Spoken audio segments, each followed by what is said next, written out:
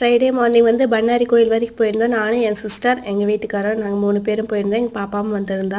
பஸ்ஸில் தான் போயிருந்தோம். போகும்போது புளியம்பட்டி போய் தான் பண்ணாரி போயிருந்தோம். வரும்போது சத்தியிலேருந்து புளியம்பட்டி வந்து அதுக்கப்புறம் எங்கள் நேட்டிவ் பிளேஸ்க்கு வந்துட்டோம்.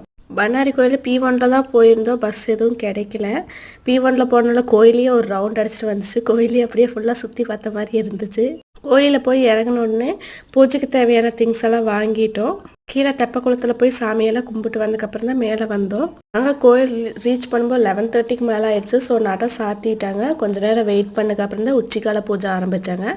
அதில் தான் சாமியை பார்த்து கும்பிட்டு வந்தோம்.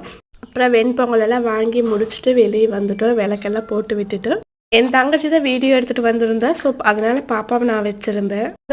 கோயிலேருந்து எங்கள் வீட்டுக்கு வரக்கே 4:30க்கு மேலே ஆயிடுச்சு. செம்ம டயர்டு. P1 வேறு இல்லை. அந்த புளியம்பட்டி ரோட்டில் பஸ் எதுவுமே இல்லை. ஸோ அதனால் சத்தி போய் தான் மாறி வந்தோம். Okay, tata, bye by.